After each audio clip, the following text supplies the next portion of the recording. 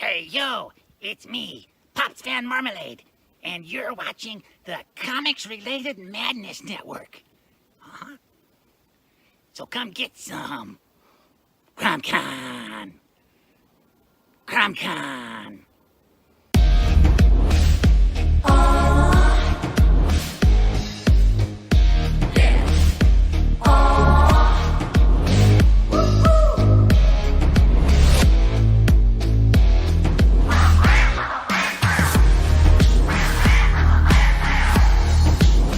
Your favorite podcast, it's Critical Blast. Hi, this is Tim TK, host of That Silverline show on Tuesday. Join us at 11 p.m. Eastern, 8 p.m. Pacific every Tuesday night as we discuss pop culture and the joys of making comics. And I'm Scott Wakefield, host of Silverline's Wednesday Wham, where we talk about comic books and all kinds of great storytelling, sometimes with incredible guests. And we want you to join us Wednesday nights from 8 to 9 p.m. Eastern. We'll see you there. I'm Roland Mann, and I host Silverline's Silver Sunday. Join me every Sunday at 8 p.m. Eastern as we make mine Silverline.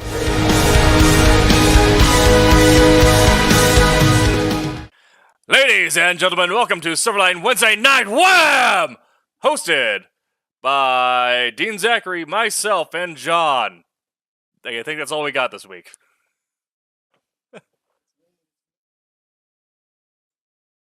Yes. Why am I old? I think, there we go. All right. Dean, why don't you speak a little bit?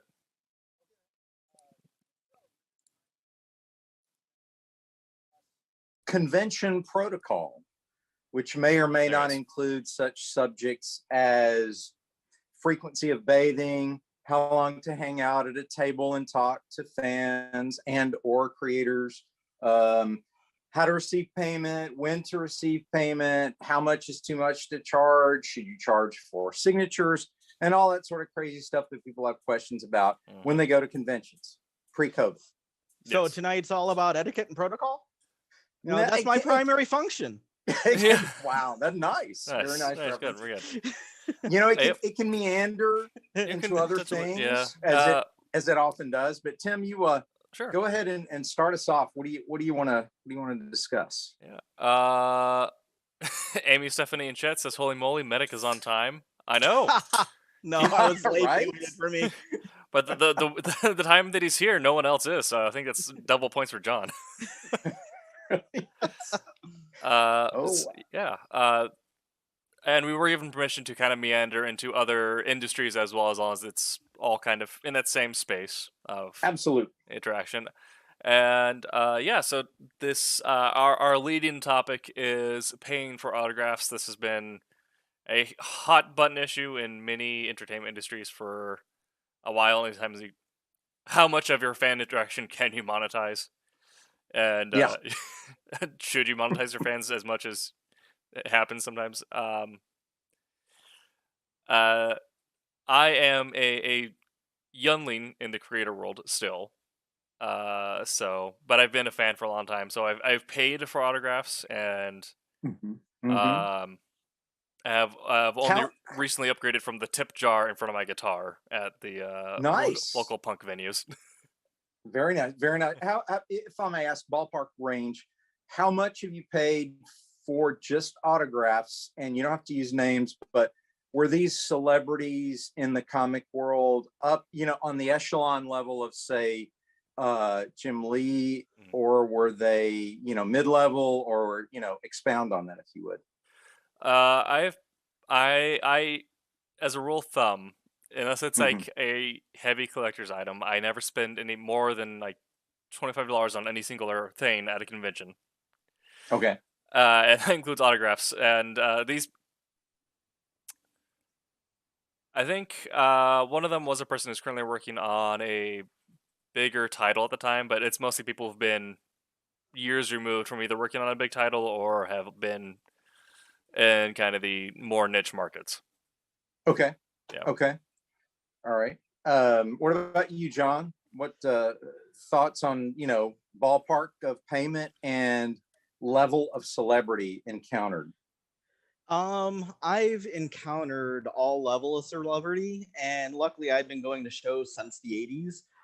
So, I'm kind of from the old school where, even after like Image launched, the Image guys were signing stuff free. That was very, very cool. Those were the great days.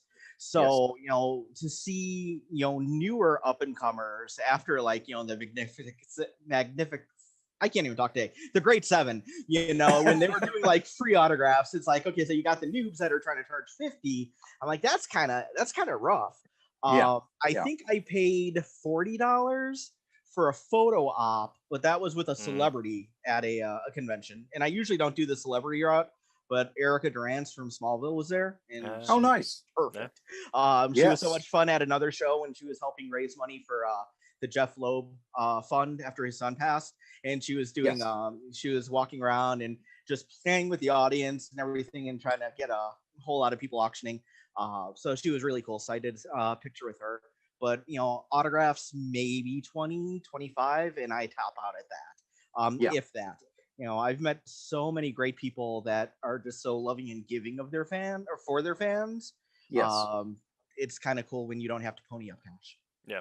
Yeah, I totally agree with that. One of my favorite memories from a con was a few years back, 2007, I believe it was, at San Diego. And Rosario Dawson was there. And I got to meet her, take a picture with her and all that. And we talked for a bit. And she's one of these people who's a huge fan of comics and genre material anyway. And so I didn't mind paying, for a photo op with her. And I bought one of the comics that she was in at the time, and she signed it and so on. And it's cool that she's Ahsoka now, which is my son was thrilled that right jumped to live action. And I knew her best from Clerks 2. So I'm like, I don't know how that's gonna go. I hadn't seen anything else with her, and like my son's like, she's gonna look the part, she's gonna be great, and she did a great job.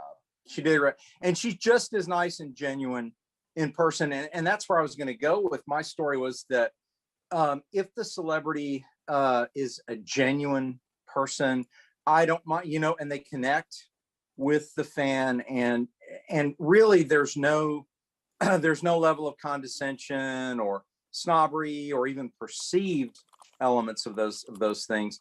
I don't mind it, but I think the general goodwill of just not charging is always better, because they've already paid the money to get into a con. And if it's something like San Diego, they've already paid a lot of money, and they're spending a lot of money. And I'm charging for the materials I have, for example, and I'm a nobody. So I'm charging for my materials. But if I were to ever reach that celebrity level, I would be like, look, guys, you paid a lot to get here. If you want to buy something cool, if you just want to talk, we'll talk. If you just want a signature, I'll sign anything. And I've always been like that. And I think generating goodwill like that, it pays off in the long run.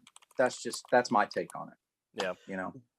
When I was younger, so this was not too long after like all the new titles came out in 91, the new X-Men book, X-Force, with X Factor, with Strowman taking over the art.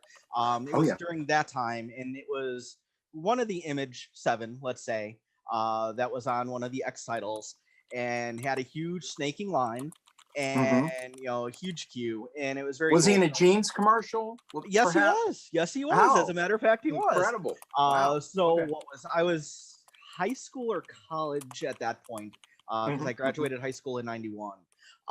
So at that point, I'm waiting in line, and then I get to him, and he signs my polybag, X-Force 1, since you already guessed the letters, and he had signed a couple other things that I had, and it was really cool. And then he said to me, he's like, hey kid, you want a free book?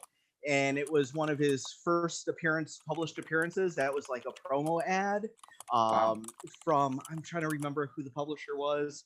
I'll remember later on. But he's like, I got to go to the bathroom. Can you watch my table? So, he was up on a stage. So I just had to make sure nobody went up there and stole anything. And, he signed the book, gave me the book. And then actually I went back to take a look at some of his original art towards the end of the show, after he was already done signing and everything. And I bought like 2 pages, and like the art rep that was outside, he's like, do you want him to sign them? I'm like, well, his signing's done. It's closed. He's like, go on in, he'll sign him for you.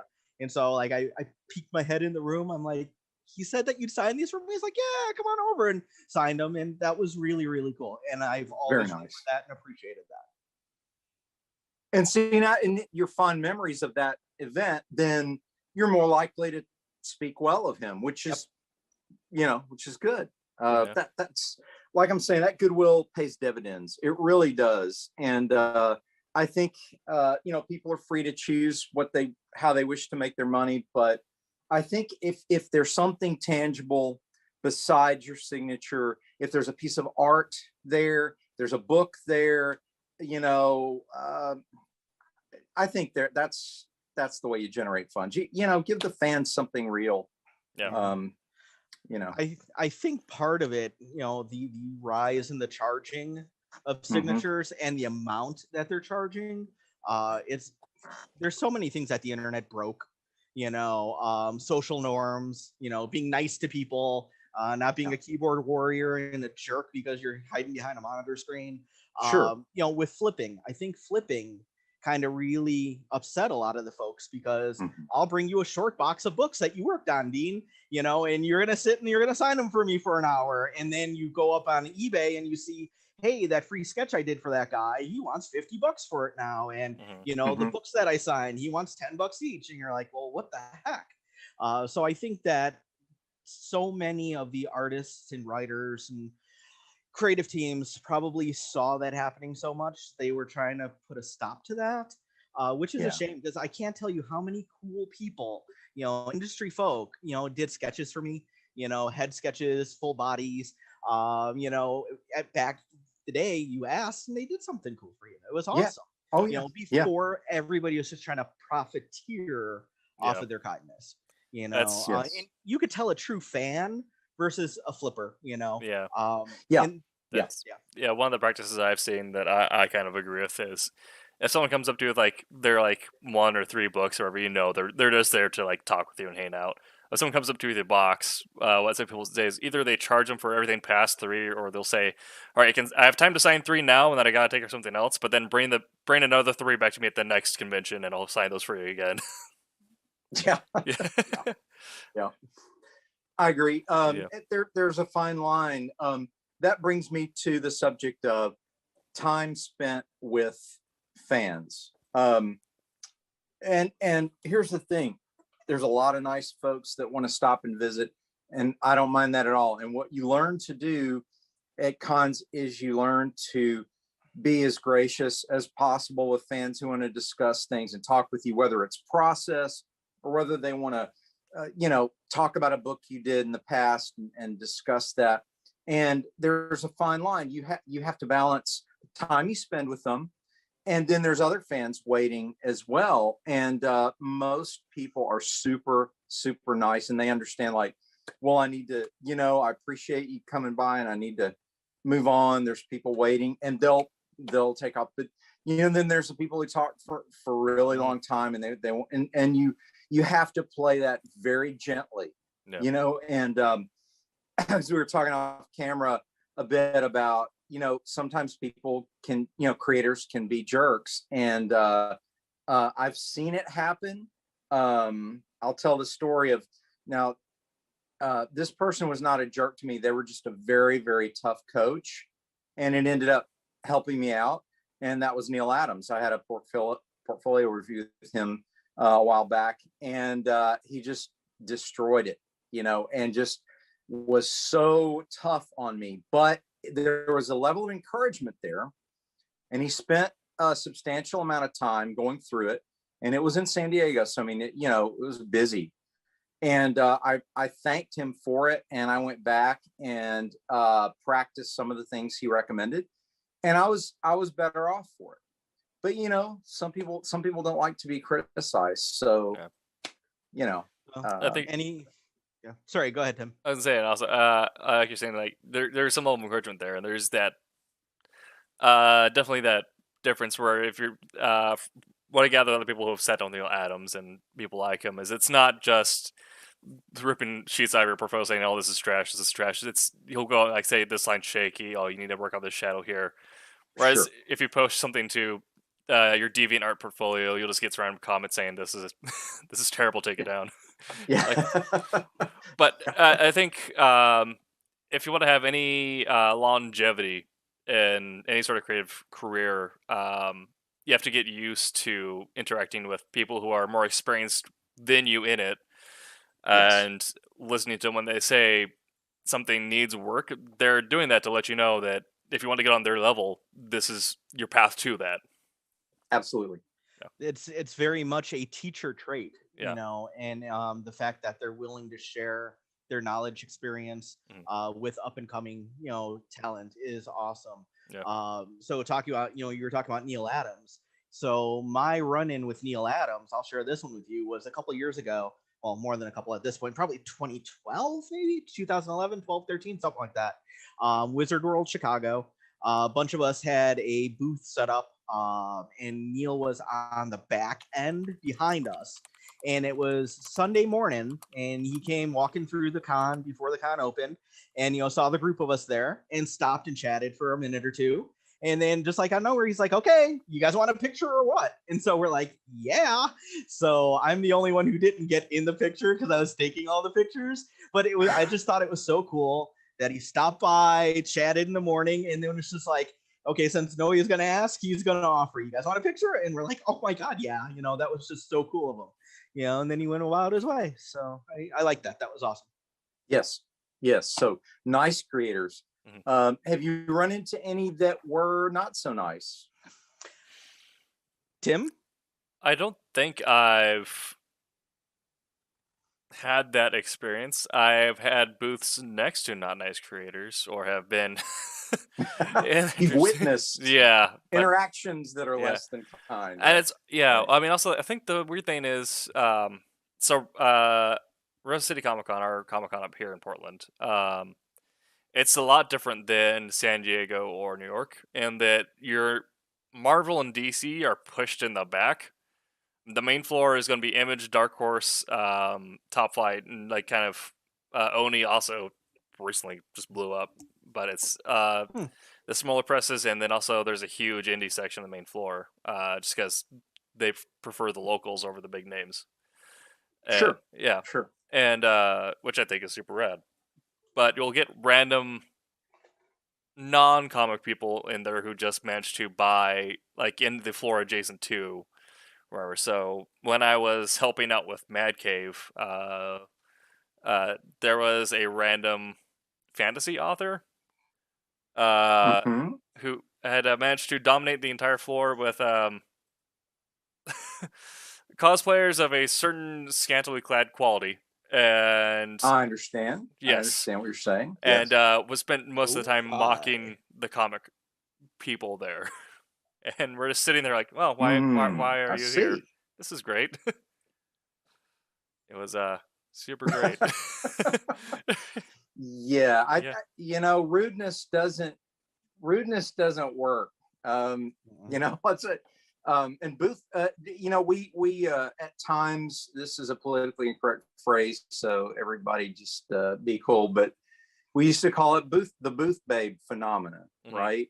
You had people dressed up, and the thing was, these women were professionals, a lot of cosplayers, and you have to treat everybody with respect, and I expect that from the creators too. The fans, creators, everybody just be respectful to each other, and it goes better that way. But yeah, I've seen similar things happen to what you're talking about. It's like, wow. There's oh, sorry, Tim, my bad. I was gonna say, yeah, and with and especially with how big cosplaying's gotten recently, that like these people, usually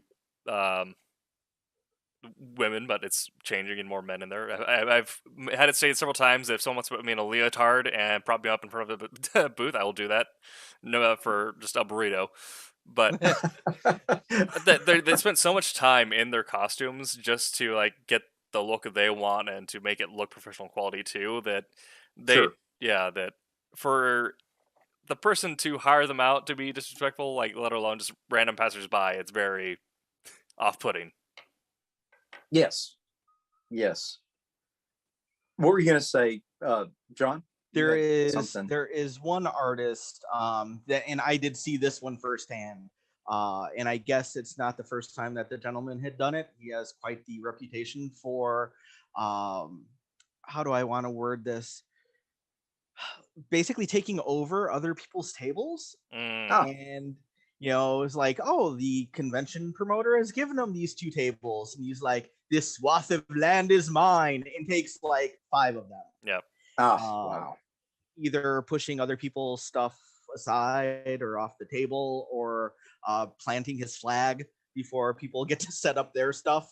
And so they come in, and you have the primarily cover artist who has all of his prints out, and with the huge tracts of land, and nobody else could set up their stuff for the area that they paid for. So luckily that didn't affect me, but it did affect the people who were at the table next to me at a show.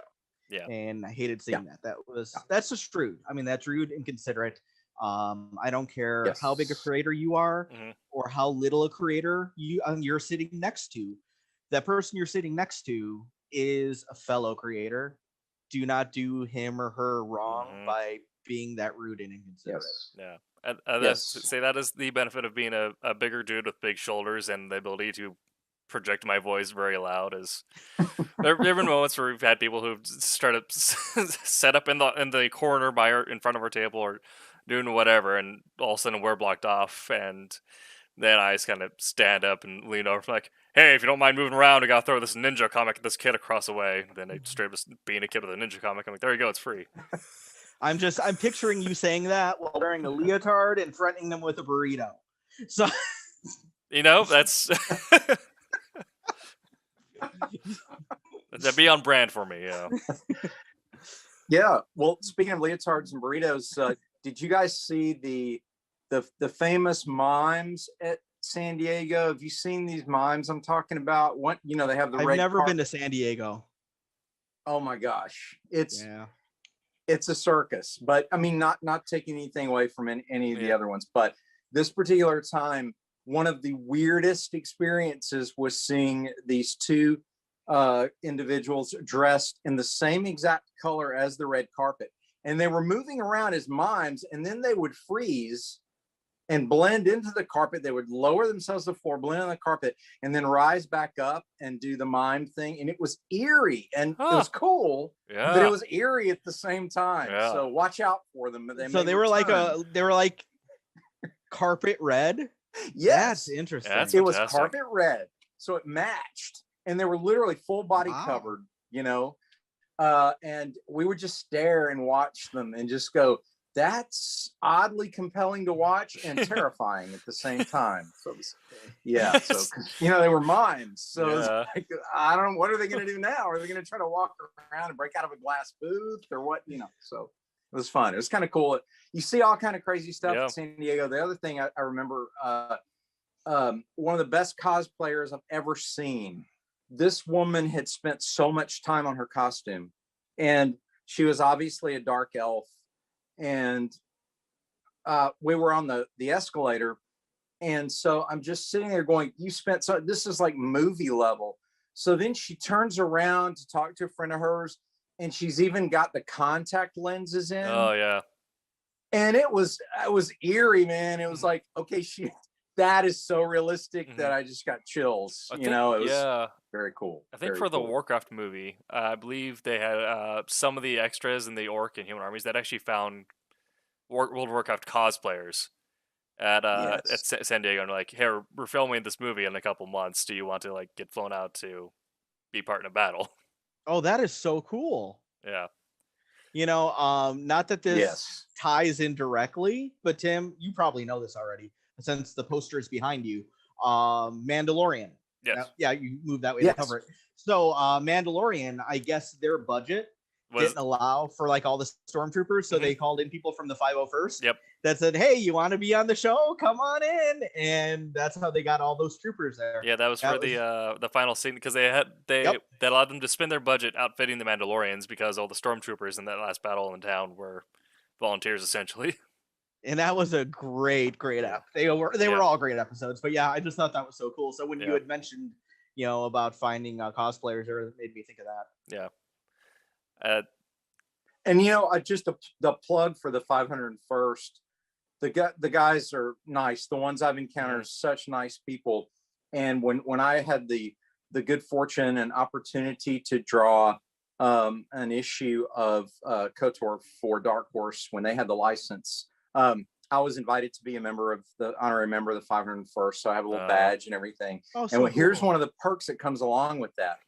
The local chapter will appear. All you gotta do is call them and they will escort you to a con if you're an honorary member. So, so cool. Isn't that cool? I Right. could at any time, have the Rancor Rangers show up at a local con and escort me in for the pomp and circumstance and all that, which is, they do that for all Star Wars creators that they've invited. And so, they're cool people. They're That really is cool. Very nice. We in Illinois, I always bash the state, but there's some things that are good here. In Joliet, they do Star Wars Day every year, except for there's global pandemic. So there's always a big 501st presence. And so my son and I have been going for years, and I love the fact that they're all like kid friendly, very photo friendly. A lot of them walk around and they have like their own trading cards. So I see like the little kids running up to them asking if they have cards, and then you get to see the troopers giving them cards and everything. It's really cool. It's really cool. It's a good family day, and like you said, Dean, just genuinely nice people. Very nice. That's Very much so. I think that's the key, really. What we're discovering here is that. Go ahead. I'm sorry, Tim. There's some weird delay going on with the Zoom. I don't know if it's my internet, everyone's internet. I thought it might have been mine because I've been noticing a delay too. That's why I switched down to like the crappier camera. Okay. Because I thought maybe I was having problems with the big one. I'm on Wi-Fi, but I like unplugged the Roku, so that can't be pulling. My OBS says everything is going through fine, so I don't know. I think we're just having technical issues all around. But yeah, I think Dean about to make the same point. Is the core of it is understanding that you should really just be courteous and friendly to everyone there, and that understanding that the circumstance of the convention, everyone is there to have a good time, and if someone's being disrespected, they're not going to be enjoying that convention, then that may even turn them off from the community even more. And and also if you do see something that's super cool and you want to dig out a picture with it, just communicate. There was another poster I have right next to Mandalorian is Critical Role. You can see the table, but not themselves. But there was a group cosplaying the Mighty Nine, and that was me and the guy at my table next to me are both huge Critical Role fans. So we're like, hey, can we just like grab pictures of you guys because your costumes are super rad, and we're very surprised that I guess that we had asked beforehand because they're attractive females, and I'm sure they may have had some bad experiences in the past. But they're more than happy to show off their hard work and that they've put together, and hopefully that was a positive experience for everyone involved. But it's all about communication and being respectful to everyone you interact with.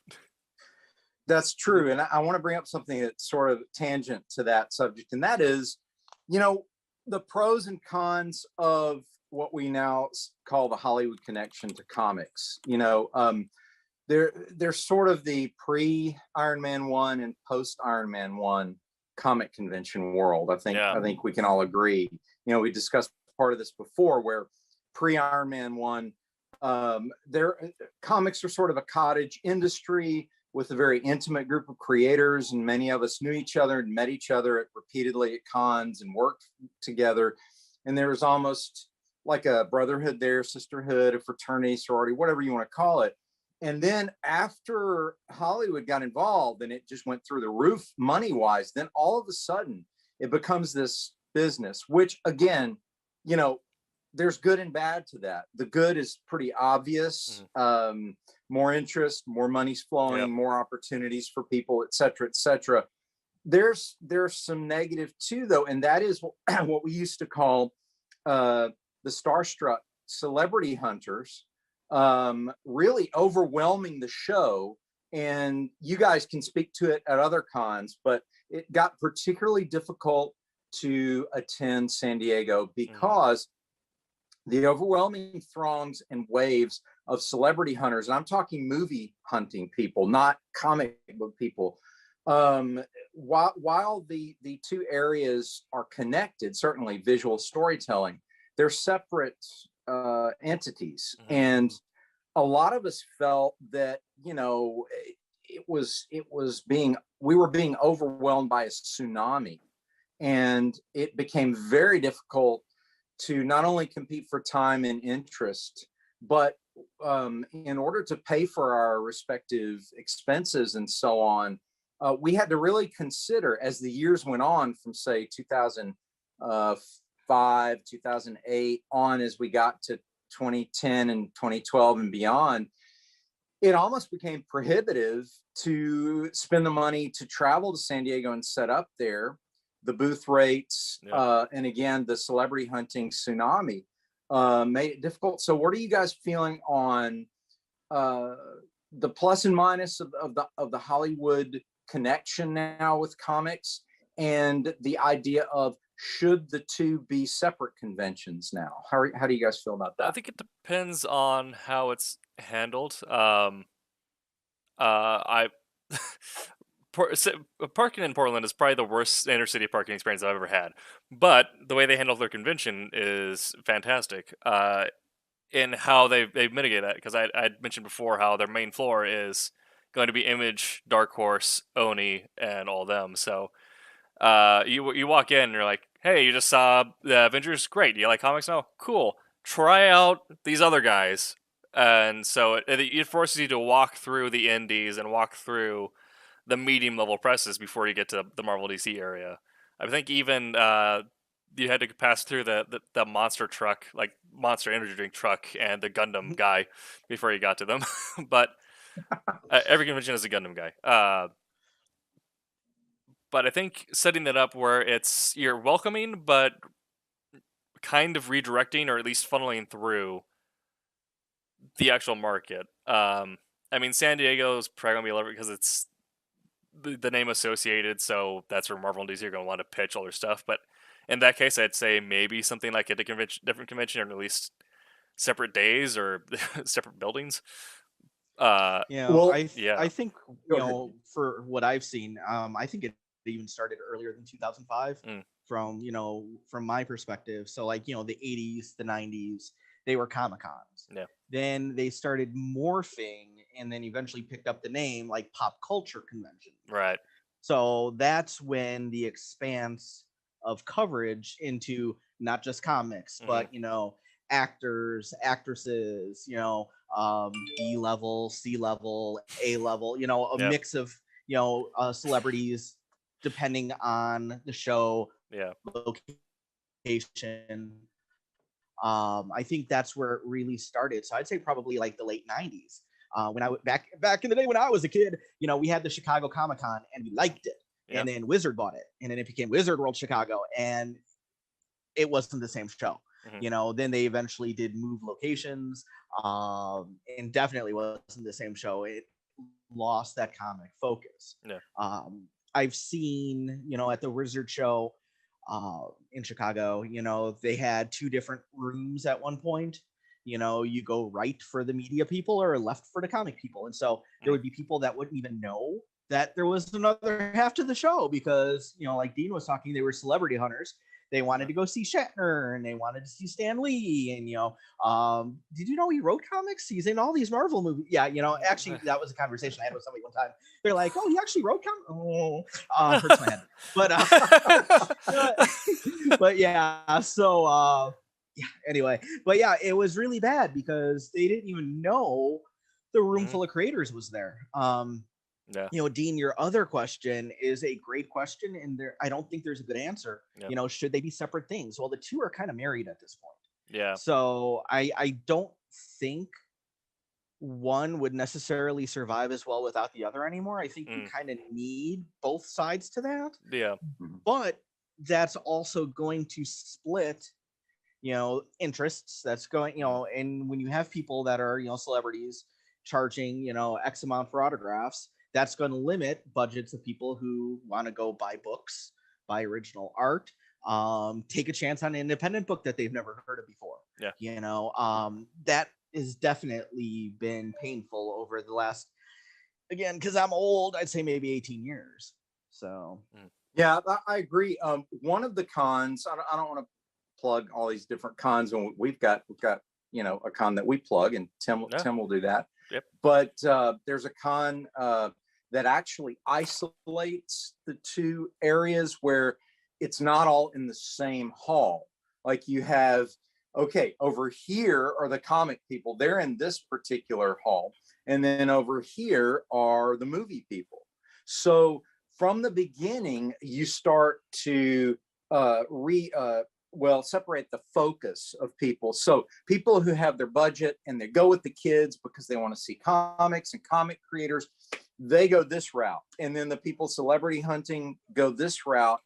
And I think that may be a good compromise. Same show, two different physical locations. What do you guys? Maybe do something also like how some conventions will do like an end of day event, or do something that kind of unifies the two of them, where on a panel you have the cast of Avengers plus the current writer of Avengers get together and do something, or just some sort of unifying event also tied in with that. Sure. As I do think that overall more eyes on comics thanks to the Hollywoodification has done quite a bit. I've had talked to quite a few people who have got into indies because they say like, yeah, I saw Iron Man and I want to go read some, so I went to shop and saw one, but it's next to a cool looking Boom book, so I picked that up as well. Nice. Yeah.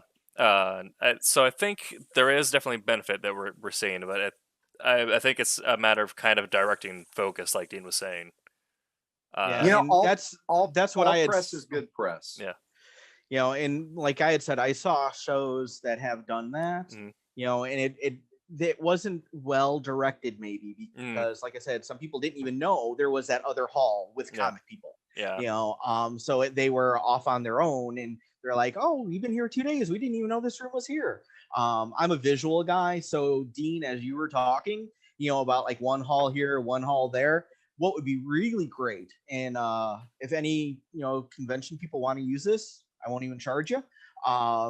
Instead of doing like two halls that are rectangles, if you could make it U-shaped, so you could send them to hall A to the right and hall B to the left, comics over here and movies over there, but in the back they all bend together. So that way you have your primary focus, that's where you go in, but then you're able to wander into the other one. That's that's how I like that. That's how Rose City is laid out. At least last time I was there.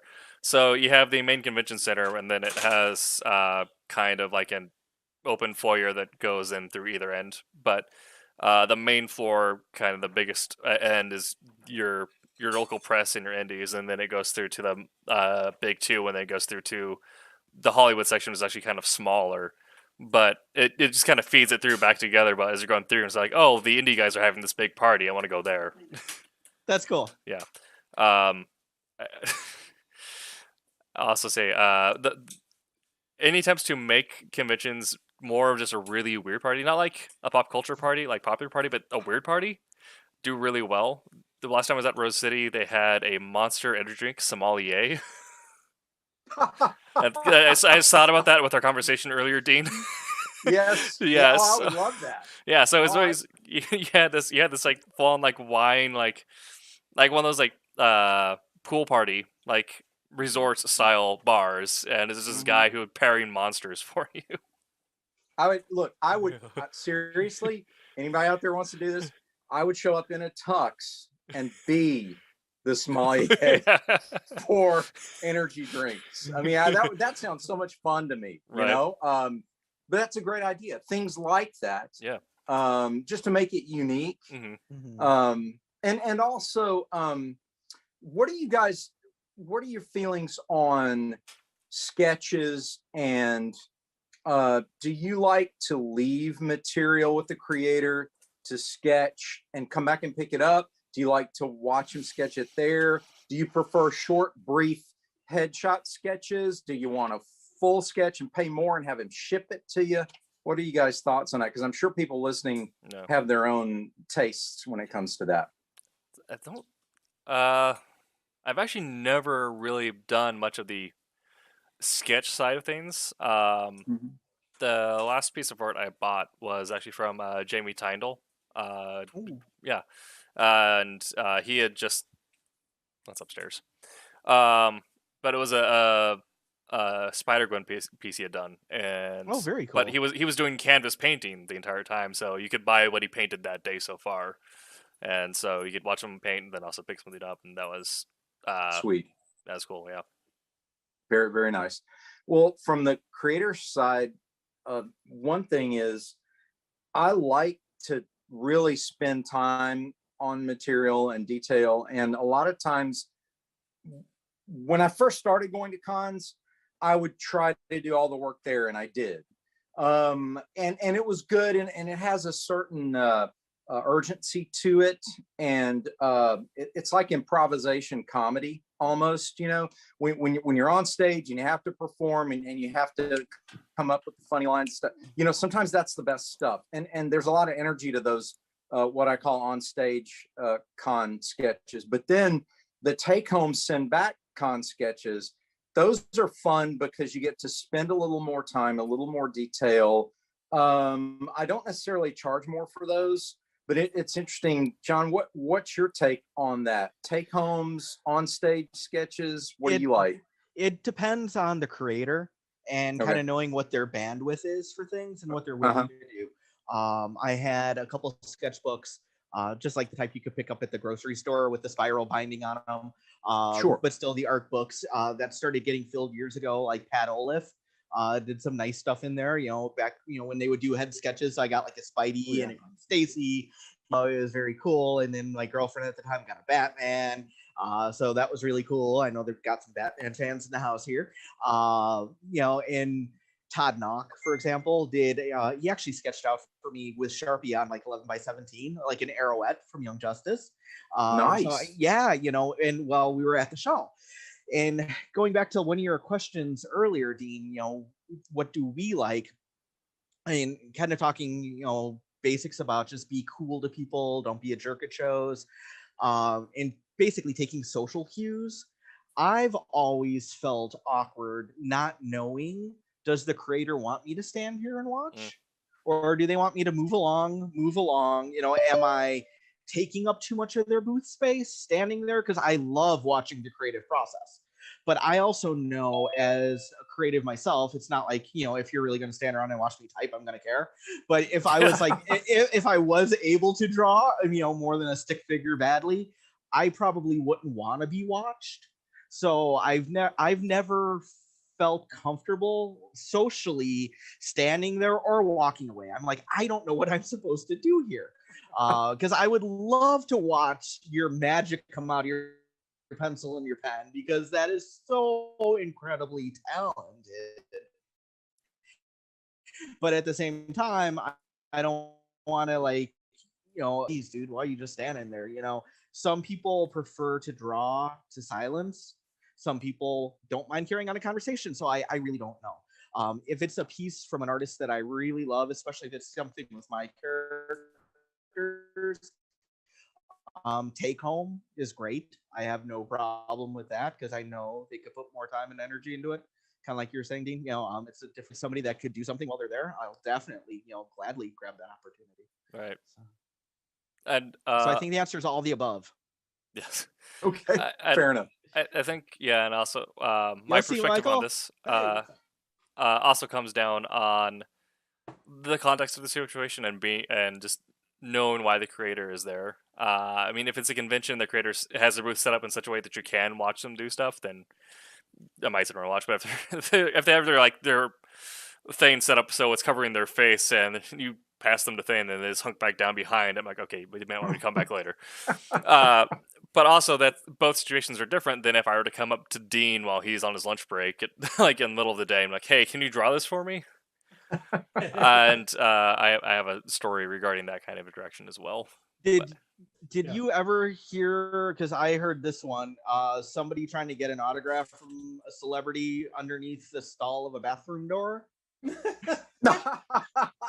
Yep, heard that one. Somebody passed them like a signature book underneath the bathroom stall.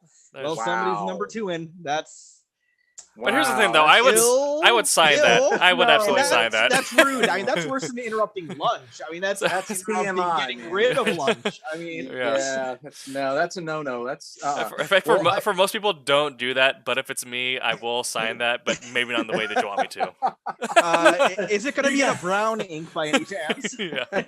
I like the cut of your jib, kid. Here, let me sign that. Yeah. That seems like, all right, I see you thought this through. wow. You Well, obviously for me, need that signature more than I do. But for me, it's more of like I can gauge how long the commission is going to take by what the person has. For example, I would more likely be able to do a head sketch while someone watches than I would a full body, piece. Right. And it's gotten to the point now where I really just will tell somebody based on what they ask, and I'll say and I would recommend this for all creators.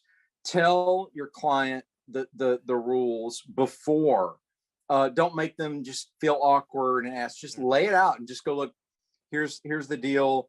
I like to talk to as many people as I can. I got a lot of stuff, here with me that I want to talk to people about. So if it's a long, complicated commission, is it cool if I mail it back to you?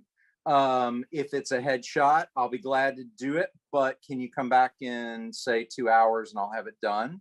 And a lot of times I'll say, if you want to come back an hour and a half, you can watch me finish it up, that kind of thing. So it's really, again, it's about being genuine. It's about connecting with your fan. It's about saying, look, here are the rules.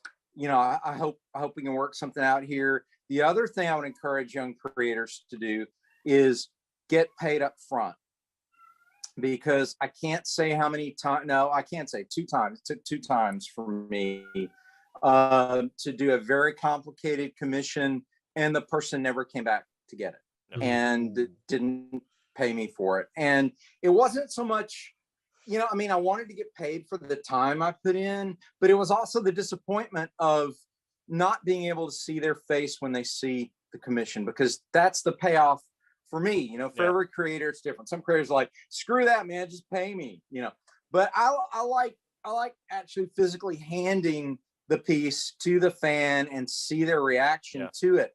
I'm one of those people where if I'm off getting lunch or taking a restroom break or whatever, and I get back to the table and one of my people at my table says, oh man, they came and got the piece, they loved it. I'm like, dang, I wanted to see that reaction, so that's a lot of it too. All right. Thank you, Cece. Yeah. We were actually talking about this, the potentiality of Scott or myself doing a Silverline D&D stream at some point, when getting some of our creators who play to do some sort of thing on stream. Wow. I remember there was did you ever play the DC role-playing game? I did not actually. So I've not actually touched the. It may sound sacrilegious, but I've not actually touched any of the comic RPGs. I know. I actually had the original Marvel one that came in that yellow box, and I had no idea what to do with it. I'm like, you just make stuff up, and like I had no idea. That's the worst experience is when you're a nerdy kid and then you find out about tabletop RPGs, but then don't have friends to teach you what to do or to play with you. You're like, wait. Yeah, really sad, right? Walk on one side of the table, play that part. Walk on the other side. Yeah. Yeah, you could be the superhero or the supervillain, and the guy would make up the city or whatever, the situation. Had a really cool character that could control shadows. I was the villain. Could control shadows, so I called him the Marquis. Nice. I liked it. But very nice. I don't think I've ever finished a campaign though. So did you have to roll the Yeah, you had to oh golly, I've played so many of them, I can't remember how that one went. But more than likely you probably had to roll a couple of different dice to get your initiative and whatever. Yeah, I remember the most recent Marvel one I saw. It's a weird 12 base system, so the highest die uses a D12, but it runs the gambit from a D4, 2 D6s, or the D12. And this is the really strange assortment of dice to use for this. Very odd. Very odd. Yeah. I think that was what was cool, because about Vampire the Masquerade, you had D10. Yes. That was it. That was it. That's why I also like the Warhammer role playing games. Is it's all T10 based. Oh, is it? Yeah. Really? I didn't know that. Cool. Yeah, and also the players are squishy throughout, no matter what level they are. So there'll be moments where I had them find a rampaging horde of beastmen, and half the party just got destroyed. I'm like, okay, his intestines are hanging from a tree. His legs are over there. Your elf, her head is now just gone. It's paste. Why would you do that? Because I can. I do what the stat block tells me. I have no idea what any of that meant. But I just want to yell Leroy Jenkins. Yes. So, you know. Well, one of my favorite lines from Dungeon Master way back in the day, and this was the original TSR game we were playing, and he would always ask the same thing when we would get to a door and we would listen, and he would say, "So who's standing in front?" Yeah. Again? Yes. Before you walk that door, can I get a marching order? Yeah, it's like who's leading your party? Yeah. What's their armor class Yeah. again? Okay. And that was always fun. And who just spoke? And were you whispering? Exactly. Yeah. But anyway, okay. So where were we on the convention thing? I've got to hear John's story about Mark Bagley.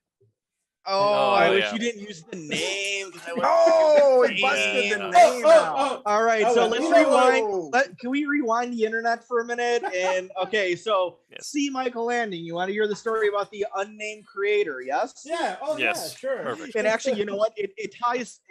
Going back to where you guys were saying, what were we talking about? It ties back directly to what Dean was talking about before we tried to go to the broken MP4. Mhm. Where Dean was saying, you know, for younger comic creators and get money up front. Yeah. So this whole story with the unnamed comic creator Mhm. is very much due to me paying for a piece up front. So Okay. one of my favorite characters, you know, was Boom Boom from, you know, New Mutants, later Yeah. X-Force.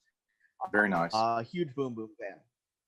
So there was a creator who recently had drawn her in a Marvel annual, and he was at a show, and I was there for one day.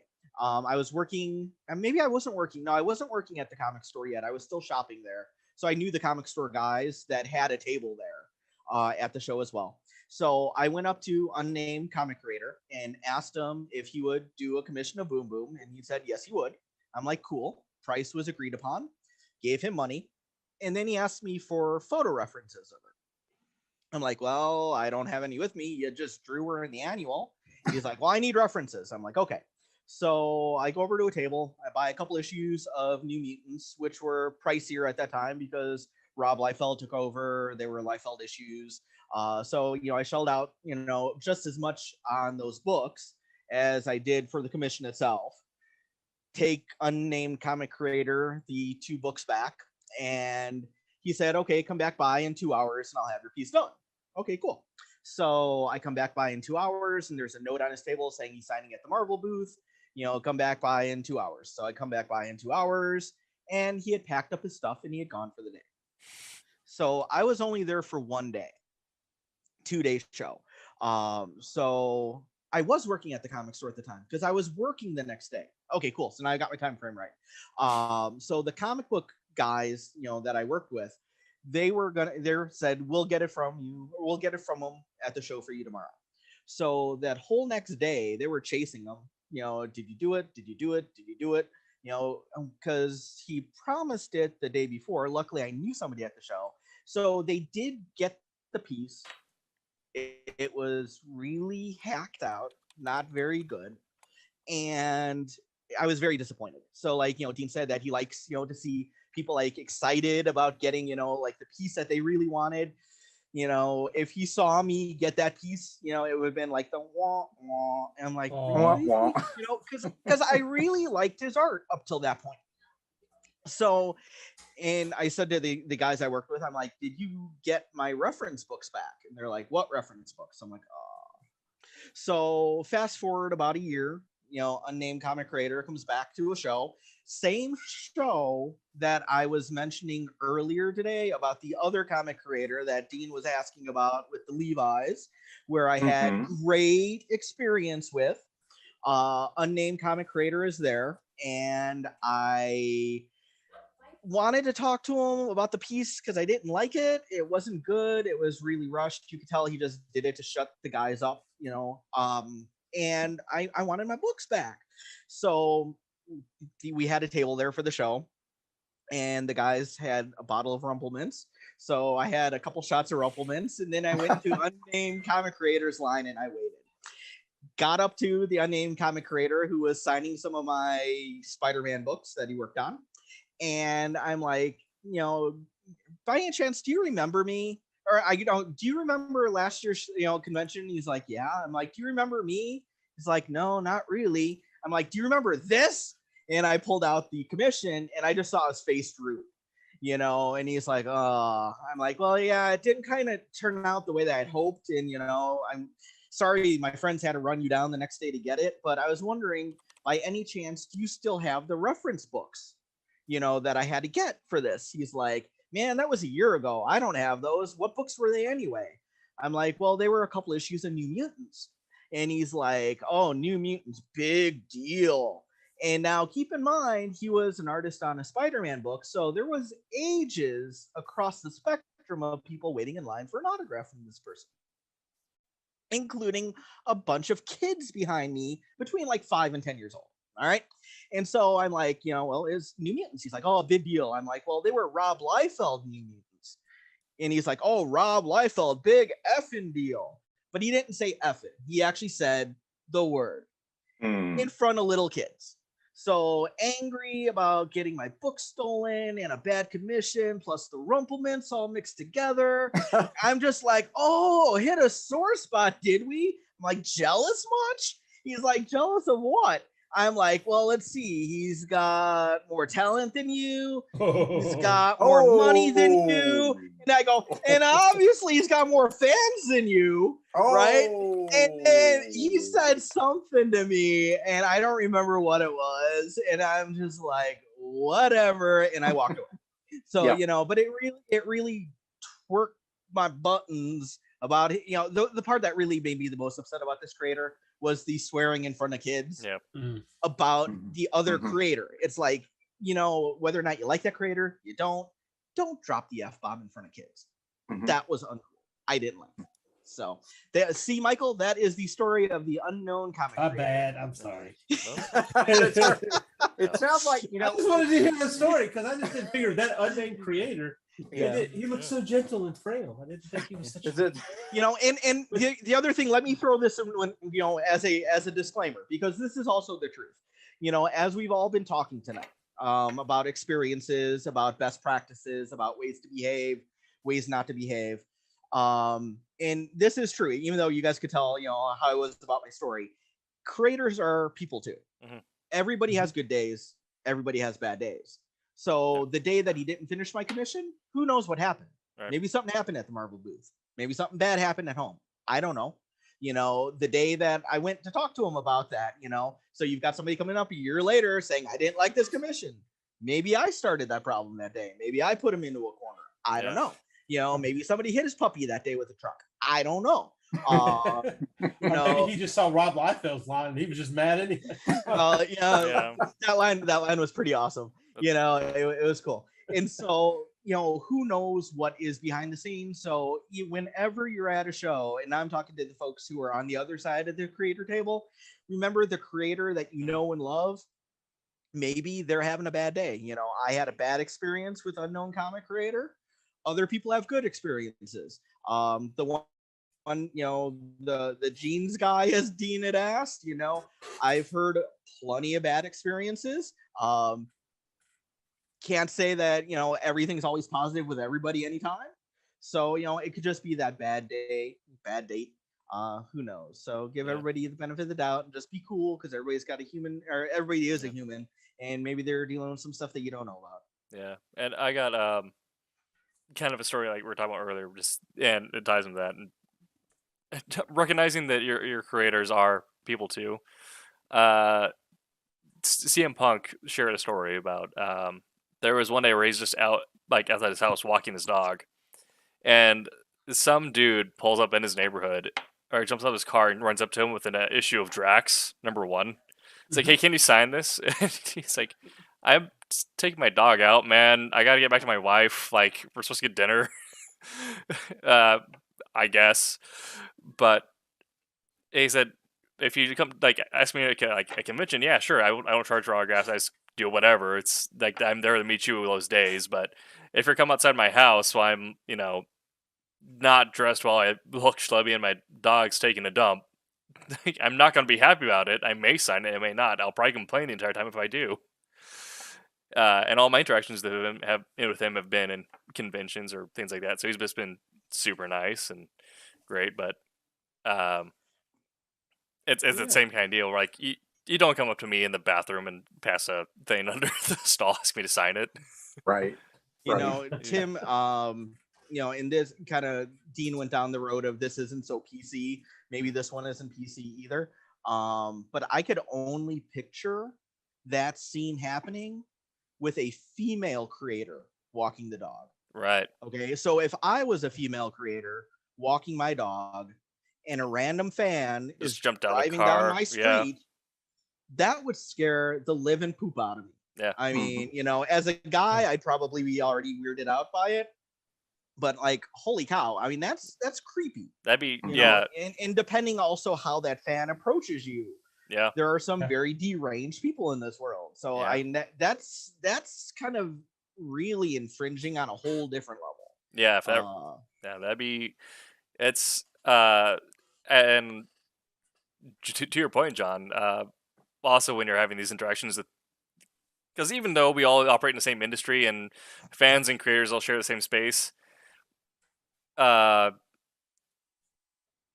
a reader who has read Wolf Hunter, they know of me, but they don't really know me. Mm-hmm.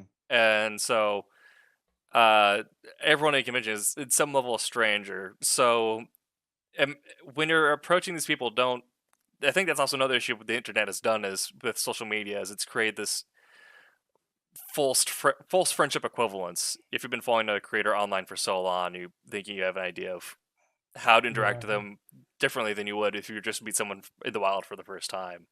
Mm-hmm. And so when we're having these interactions, both as the creator and the fan, imagine the worst possible scenario for your interaction with them, and just keep that in mind when you're interacting with random people, because you don't want to hurt someone, and also you don't want to terrify someone by jumping out of your car and be like, "Hey, am I about to get assaulted? What's happening right now?" Yeah, that person better not be a gun enthusiast. I was just gonna say, if you're in a state with concealed carry laws, that might not end well for you. Yeah. Well, and here's the thing too. This goes back a little bit to what John was saying about the unnamed creator. There's a level of responsibility, social responsibility, that comes with being a creator who's sitting behind a table and signing their work. You've reached a level and you're expected. Yes, you're a human being and you have those flaws. You have good days and bad days, but there's a level of professionalism.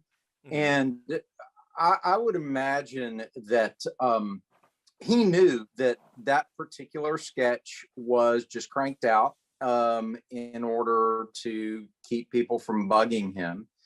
And as uncomfortable as it may have been, I think that the way I would have approached you in that situation is I would have said, John, you know what? Here's what happened that day. Mm-hmm.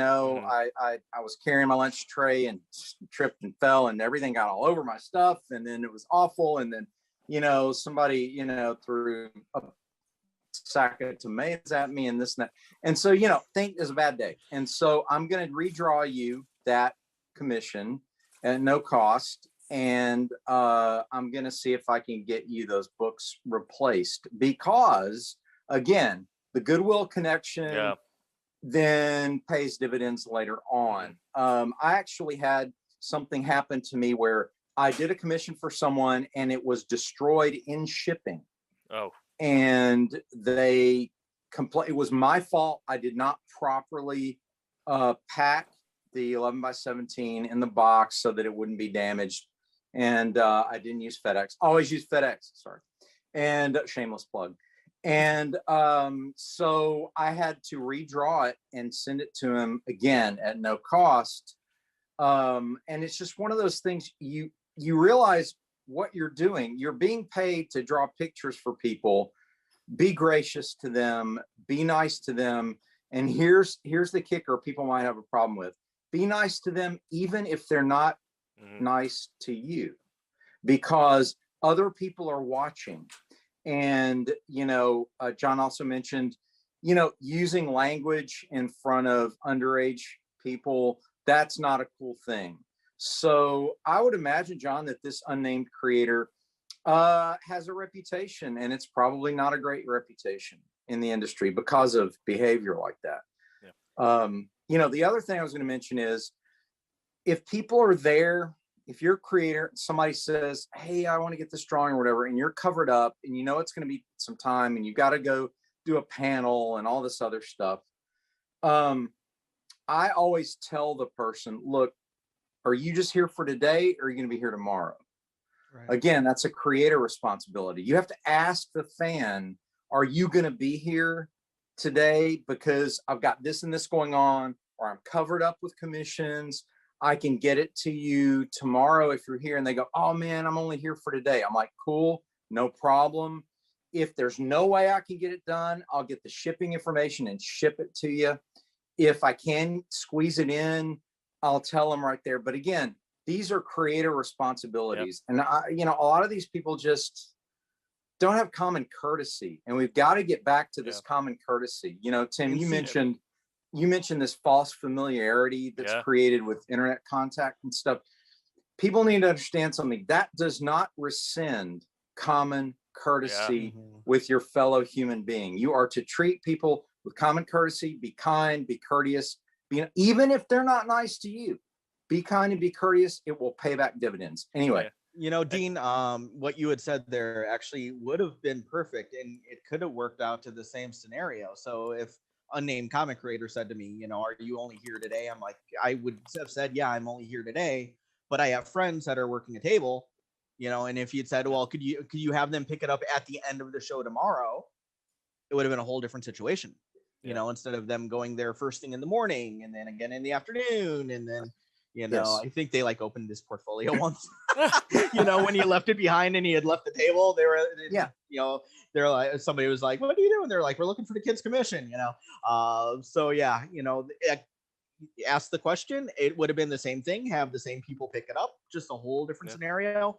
And we wouldn't be talking about it on Silverline Live literally 20 years later.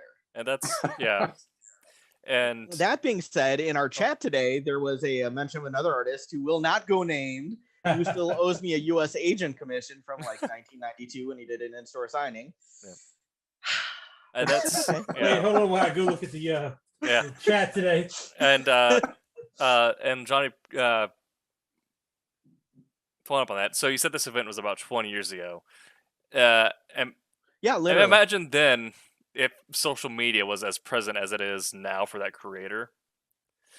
Wait a minute. Wait, no. Oh. No. John, you're frying out. You're absolutely sorry. Okay, I'm back. I think it says the internet connection's unstable. It's better than the computer saying I'm unstable. Yep. No, and I just realized I totally screwed up. 30 years. 30 years. Yeah. So even more I am so. older than I wanted to admit. Yeah, no, because it would have been 91, 92 for this one as well. Right. The unknown comic creator. So yeah. So bad, the height of the unknown comic creator. So bad word of mouth would have needed to circulate on AOL email chains. Hey man, I still have my AOL address. I do as well. But Cylon 0011. But find me in a chat room. But it's an old principle, but companies have always had professionalism standards, like Dean has said, and as a creator of your own, but then also as creators, we're usually contracted out by bigger companies or employed in staff positions some way, and usually part of that employment or contract agreement is you're in some way representing that bigger entity on your professional duties. And now we're seeing where, some people are not maintaining themselves professionally in the public eye, and so their companies say you're not the best for our standards right now. So, so for a lot of creators now, also keep in mind that if you are bad mouthing and cursing up a storm in front of kids, and your employer is probably going to find out, or potential future employers are, and they're going to look back at that and say he's not the most professional. Do you want to have that kind of conduct reflected in the image we put forth? And so that's also something you might keep in mind. It's Well, I've always been told. Maybe not as altruistic as deans always treat everything with common courtesy and respect, which you should. But if you're not a common courtesy person, know that you could be screwing yourself out of a job in the future by not being professional. Good point. Well, I read one time from one of these, one of the drawing books. I want to say it was Klaus Janson. Yes, I said a name, but it's a good time. Say a name. So, made the statement that if you want to work in the industry, there's three things: either be fast, good, or nice. If you can be all three things, you'll make a lot of money. But at least be two of those things out of the three. So, maybe said creator was fast and good, just not the third. So, let me share this one, and this person will not be named or identified or anything. But this is a fan gone wrong. Ooh. Okay. So kind of like Tim's scenario, and then Dean's, always be better. It's like this one, it's kind of hard to. So Marvel, as Marvel evolved, quote unquote, over the decades, there weren't really staff positions with artists. It's all freelance, right? Yep. So there was a creator I know who was freelancing back at Marvel, has been at all the big companies, probably has been published under every banner and title, or publisher. Very big name. And there was somebody at a show that commissioned said artist to do a cover. And, we know that commission work gets fit in where they can in between juggling all of their gigs. Well, apparently this fan who commissioned a piece to be used for a cover for his own self-published book didn't like the amount of time that the creator was taking to create the cover, called Marvel Comics and complained to editors at Marvel that so-and-so took my money and hasn't given me my cover, which has nothing to do with Marvel. oh man. And then through the wonders of the internet, found the phone number for said or unsaid creator's mother and called and harassed the creator's mother over the cover that he didn't get in the timely frame that he thought he should have gotten it. That's crazy tunes. That's stalking charge in the making. Yes. Yeah, right. Yeah. I mean, and so the artist, that was going to do the cover, had a chat board at the time, and that's how we knew about, all the stuff, because it was one of the fans, regular on the chat board. And then when this came to light, all of us regulars on the chat were like, what? Yeah. And apparently that person also had some other issues because he was going around to smaller cons and saying he worked for Big Twos where he didn't, and he was giving presentations for stuff he hadn't done, and he actually had to go underground for a while. Yeah, he kind of dropped off the face of the earth for a while. Perfect. Which was very interesting. But yeah, so there are some crazy people out there. Yeah. Please don't be one of them. We won't be on the other side of the table. We can all just get along. Yeah. All right. So the review has been re-uploaded, so we're gonna give it a shot again, see if it works. And I didn't mention this at the top of the show. I'll mention it here, but we are brought to you by Taydona Beach Comic Con. Their dates are posted on their website. Look them up, and hopefully we can have some friendly fan interactions then. Not in El Baño. We are talking about the practice of asking for payment for autographs, and have segued into general fan-creator interaction and convention etiquette. Amy Stephanie in the chat asks, are there any unspoken rules or etiquettes between fans? So fan to fan interaction, I'm guessing. First and foremost, shower and wear deodorant every morning. And no cutsies. No cutting. Yeah. Yeah, the lines and cues are there for a reason. And I was going to say that. yeah, there is definitely no cutting. And it is something that, you know, is joked around about, and it did just come up, and it sometimes can come off as rude. But it's not intended that way, and I know none of us would intend it that way. But some people do need to hear it. You know, when you're in a convention, you're in a confined, limited space for hours with lots of other people, and we're not even talking pandemic. Okay. Please shower and or bathe daily. Deodorant or perfume does not cover up stank. And anybody who's been on the convention circuit knows the phrase con crud. Yep. That people usually come down sick after a show. Yes. Because you're in a confined space with so many people shaking hands, signing things. You get so many germs on you, and they'll just marinate all day. Yes. Yeah. So, you know, besides the people around you, do it for yourself to make sure you can stay healthy and enjoy the rest of the convention as well. yeah. That's great advice, and I would add only that for creators, have Purell, some hand sanitizer at the table. I know that, you know, pre-COVID, you know, I'm a handshake person. I don't have a problem with that, you know, or fist bump or whatever. Now, who knows what it's going to be post-COVID, but even just to be safe, you know, have it with you. That was a practice we started, oh gosh, at least in the early 2000s. Is just always have the Purell there, always, you know, shake somebody's hand, you know, do the Purell. The other thing, you know, one of the joking subject we were going to talk about tonight is, hey, what's your favorite chips while you're at a show, while you're drawing, or while you're being a fan? Where I can't do that. How do you guys draw with like chip dust on your hand? I mean, I can't. There's not, you know, for me, it was Planters dry roasted peanuts, because, you know, otherwise you get this Dorito dust on your hands, man. There's no way. I mean, well, what if you match your snack to the commission that you're drawing? Right, so if you're drawing like a Tigra, you're pulling out the Cheetos and the Doritos because of the orange skin. Right, it's doing like model painting or doing texturing. Yeah. Yes. Okay, so like, what's a green chip? Because, you know, you're drawing the Hulk. You have something like with a green. You know, there you go. That's what you're eating at that point. Yeah. I get some of those avocado chips. There you go. Yeah. My kid loves those Takis. You know, there's the blue ones. So I don't know. Somebody's drawing that. Sure. Break out the blue Takis, and there you go. Yeah. There's a method to it. Yeah. I'm a constant drinker. I always have some sort of beverage near me. That sounded a little weird at first. So, like, always have like. Wait a second.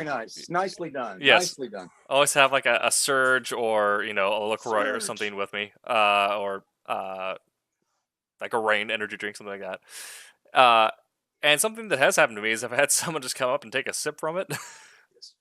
Which is already weird. I definitely don't do that now. Wait, what? What? Yeah. Somebody drank out of your drink? Yeah, I'm not sure if this is like they're absent-minded or looking at the table and they thought it was theirs or something. But, you know, before it was already weird. Now I'm asking you to leave.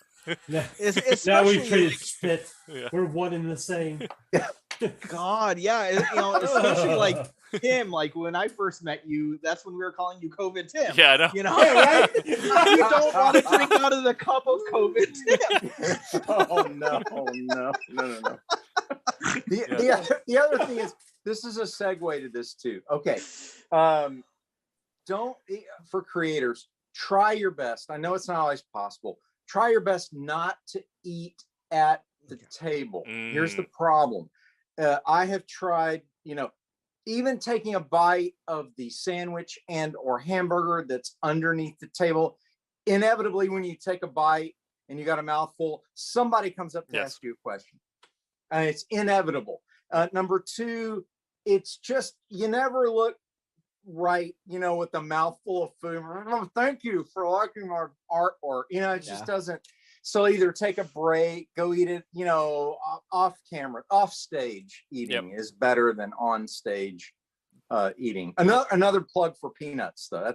That always works. You can just throw those down, chew them down real quick, and you get right back up. But you know, honestly, guys, in San Diego, we didn't have time to eat. I mean, it was brutal. You get there and you start interacting, and you're there first thing in the morning, and you're there till the end of the day, and no food usually. No, I mean, there's drink. There's the people coming by sometimes. And you need water, you need this, you need that, you need a Coke or whatever. But no, I mean, it was brutal. Yep. You know, we had to. The only time we've risked it is when we've had a staff of like 3 people on a table, so we were able to like you know parse people out. Or if we had like a creator or something and they need to be there for their book, they'd be behind the 2 of us just kind of nibbling on their thing. You know, even back then, I was worried about like germs and stuff with eating at the table, you know, because, you know, shaking hands and whatnot. Sure. Post-COVID world, you're absolutely right on that. And so when I'm at shows, you know, I'll usually wear like my Hawaiian shirts or my Spider-Man shirt or whatnot. Usually not t-shirts because, you know, fat guys shouldn't be wearing t-shirts because it shows all the bulges and rolls you don't want to show off. Also black, very slimming, you know, so you'll see a lot of that. But where was I even going with this? Oh yeah. Talking about professionalism. Since we were talking about Neil Adams several times today. That's one thing I've always liked about Neil. Neil always has like a professional dress shirt and a tie. Every time I've seen him, it's been the blue dress shirt and a tie, usually with the khakis and gym shoes, you know. And I was like, I used to dress like that when I would teach, you know. I was like, that's so cool. I love it, you know. But yeah, he dresses the professional part to go along with the professionalism that he shows at the table. Friendly yet professional. Yeah, I always admired that. Well, there was a trend going on, and you guys will remember this when I bring it up. There was a trend in the 90s where certain people would always show up in a suit. And I know they were doing it as kind of a publicity stunt, but it would work because all of a sudden the people in the suits standing next to all of us schlubs who were in just a t-shirt and jeans or whatever, right? And they looked like the part, you know? So again, dressing nicer. I'm not saying you have to wear a suit, but like you're saying, you know, if you dress a little up, depending, even if that's not necessarily your personality, you're like, no, dude, I'm total slacker. It's part of my thing, or whatever. And that's totally fine. But if you do dress up just a little bit, it creates an ambiance, if you will. It creates a level of professionalism. And you can find ways to modify it too to fit your personal aesthetic or your brand. Yes. Like, Kevin Feige stole my look. So I'd be there like in a polo or in something like that with a snapback hat on or something. But besides that, But you know, I've always had some form of HRG or horn rimmed glasses, which always kind of sell the writer aesthetic more. So that with the polo slacks and then a snapback hat on top of that, it looks unique enough while also presenting that demeanor. Your first impression is very important for any sort of direct sales situation. So cons are about a community, about fostering the creativity of comics, but it is a direct sale environment. Absolutely, it is. I remember we used to joke that. All right, everybody got their uniform, black, you know, and it's slimming. We're like all black. Yeah. You know, that's what it was. I think the one time I wore a t-shirt was when Joe Manganiello launched Death Saves. And so I got one of his t-shirts to kind of, you know, like, hey, here's this cool thing happening in the community, and I'm part of it. I'm one of you, kids. Buy my books. I'm one of you. That's great. That's great. I want to touch on something we talked about during the break, and this is about photo reference. And a lot of creators have questions about photo reference. How much is too much? How accurate is too accurate? How not accurate is too not accurate? And I'd love to get you guys' feedback and thoughts on those issues, particularly as creators and as fans. Do you like seeing some, wow, that's totally realistic rendering of that car or that building or that room or that vehicle or that environment? or does it not matter to you at all? I'm just curious. I think depending. So for something I noticed in hero books, and like I'm still pitching certain hero books, but the ones I read, Mhm. you don't really see too many backgrounds or hyper developed backgrounds or anything like that, unless it's an establishing shot. Right. However, my current book, Wolf Hunter, it's a historical piece, and we're using historical locations, historical machines, historical outfits.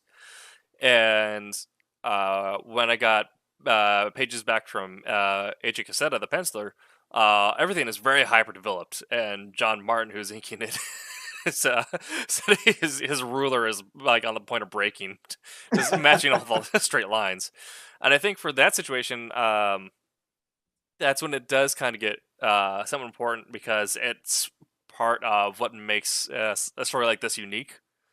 But then also thinking about the markets, who buys historical fiction, let alone visual historical fiction, they're probably going to nitpick the crap out of us. So I'm already dreading that. Yeah. But Yeah. then also, what we're all doing our part. I had to research English common law passed in 1936 for writing this. And AJ has researched the facade of Union Station in London, and what the engine of a Hurricane fighter looks like, and so that level of hyper realism and hyper reference, I feel like that's when it comes into play. But if it's more or less your traditional comic, you may not need it, I would say, or even for like portraits. Fair enough. Yeah. Fair enough. For me, it's always been, you want to anchor the material in reality, because I'm in the realism school, not hyper realism, but what I call filtered realism through the eyes of the artist. So being in that school, what I want to do is anchor the material in reality, but then imply the reality more than anything else. And in fact, it's interesting you brought up a ruler, Tim, because one of the things I've done in recent years, I for the most part, I try to throw all my straight edges away. And people go, yeah, that's right. That's why your stuff looks crappy. But what I do with my environments now, even buildings and structures and so on, is I'll make sure the perspective is as close as it needs to be to sell the shot. But if you freehand it, there's something about that level of the organic level of tone that it gives the piece that, you know, it's better than using a ruler to draw. Like if I was drawing the White House, okay, everybody knows what that looks like kind of in their mind, right? So I'm drawing the White House and you know, and do I sit there and spend hours and hours with a straight edge and get every column right, every window right? And some people go, well, hell yeah. But what I'd rather do is look at that photo and just look at it and then hand draw my impression of the White House. And it's not going to be particularly fully accurate in every detail, but you will know when you look at that shot, it's the White House, right? It's going to be faster. It's also going to be artistic filtered. So again, you know, was it C. Michael, were you saying you got to be good, fast, and nice? Yeah. You know, those three things, right? If you want to keep the fast part going, that helps a lot. You start getting into like architectural rendering levels for some of these environments, and no, dude, you'll never meet a deadline. I mean, there's just no way. If you're in that, if you're even near the realistic school, you will never meet a deadline. I mean, it's just, it won't happen. You know, Dean, actually, since you mentioned White House, Sniper and Rook #1 available, you know, through Silverline at indieplanet.com. That's awesome. indieplanet.com. Nice. Actually, thank you. You know, we actually have the White House in issue 1. So, you know, the artist, Jonathan, who did the first 4 issues for me, he was young talent at the time, very like J. Scott Campbell, anime influenced. And if he were to have drawn the White House photorealistically, it would completely have clashed with the rest of the book. It would stand out and look funny. It would look out of place. The way that he drew it, you know, not architecturally correct, but it had a vibe and a vibrance to it.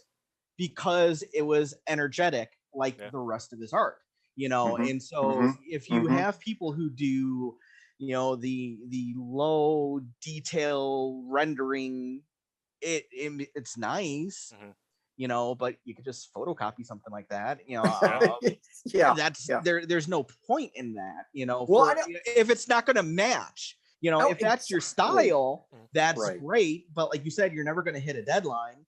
There are other 90s artists that we could mention who were very, very hyper detailed, Yeah. that were getting paid $40,000 an issue and couldn't keep up their book because Yeah. of their minute detailing, Mhm. and they didn't want to turn in something that didn't meet their standards. But at the end, it's like, okay, so there's no book, Yeah. so that kind of sucks. And yeah, and also John, like you mentioned with Sniper and Rook, doesn't match the tone of the rest of the story. Yeah.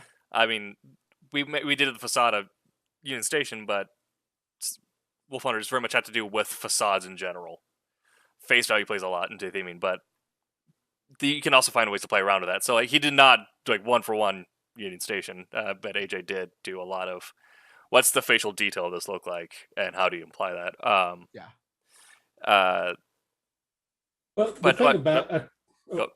go ahead. I was gonna say, but when I think about like my actual preferred style, like what I like to see is very surrealist. I like a lot of Rocky Kim stuff. I keep forgetting the name of the artist, but who's working on Department of Truth with James Tinian. The soft lines, a lot of heavily blended colors, and then jagged edging, just kind of making things. You could tell that they're able to get through this very quickly, but there's a lot of mental like input done to their subconscious as they created everything. Like not just like how does this look, but how does it feel? Mm-hmm. And I think that also gives a really strong impact without It's needing a whole almost lot of like reference. like a multi-sensory thing. Exactly. You're getting the most value out of the visual in the medium. Well, see, that's what I was going to say. It's not you're not really trying to capture photorealism Yep. as much as you're trying to capture atmosphere. Mhm. I think I was at the mall the other day and just looking at something details far away. You can't see what those details are.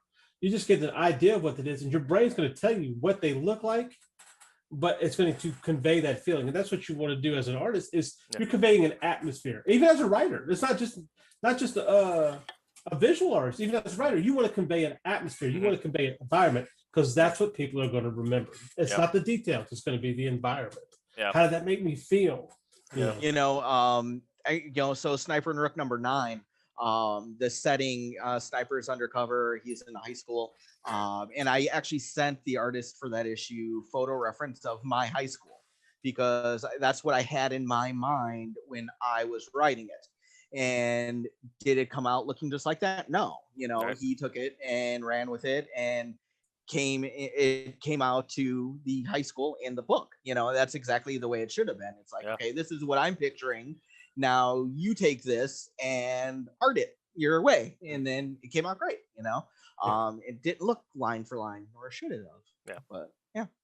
Well, I think what you guys are saying, it brings me to this conclusion that charm and power are more important than photorealistic accuracy. Yeah.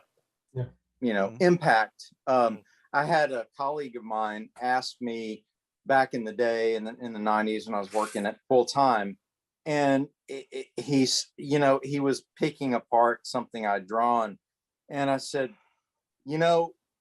I'm more Frazetta than Boris Vallejo. I said, I'd rather it be powerful than accurate, and I've stuck by that. And I would encourage people, if you're trying to decide that, if you're an aspiring artist and it doesn't look exactly like, it doesn't matter. It's more important for it to be powerful. We've had this discussion before in regard to Gotham City as interpreted by Tim Burton versus Gotham City as interpreted by Chris Nolan. Mhm. I mean, if you want to talk about the perfect metaphor for photorealism versus charming power, I mean, there's no comparison between Oh, those yeah, two. absolutely. Yeah. You know, Dean, could I throw in one more word? Yes. I think the other word that I would throw in, because everything that you said was completely dead on accurate, absolutely right. About the power, about the charm. The word I'd want to add would be storytelling. Yeah. Remember, Yes. all of Yeah. your art, you're telling a story. The writer tells it through words, the artist tells it through pictures and their interpretation. So the art, whatever style you have, even if it leans more photorealistic, it needs to tell the story. Yep. That is what you're supposed to convey, not a beautiful, perfect rendering of the White House. Exactly. Yeah. Right. Very good. Very good. Thank you. Not bad for a writer, huh? Yeah. Not bad at all. All right. So we're getting about there. In the YouTube chat, Roland says to tell C that there are lots of beaches in Rejects number 2. A lot of snow scenes, right? Oh my god! Could I throw in one last thing? Oh, sure. Talk about creators, because I remembered this story earlier. Has anybody ever heard of the creator that if you gave them a reprint to sign, they pulled out a rubber stamp and stamped their name? No. Google that one. That one's a fun one. I always cracked up when I heard that. Okay. So yeah, they would not sign a reprint. They would just stamp it with a rubber stamp with their signature. That's hilarious. Nice. Yeah. Sorry. Okay. My bad. Right. I'll shut up now. All right. So, ladies and gentlemen, this has been Wednesday Wham, hosted by We for Motley Fools. Brought to you by Daytona Beach Comic Con. Details at DaytonaBeachComicCon.com. And you can follow us at SilverlineComics.com, where you can find our link to all of our merch and comics available through Indie Planet.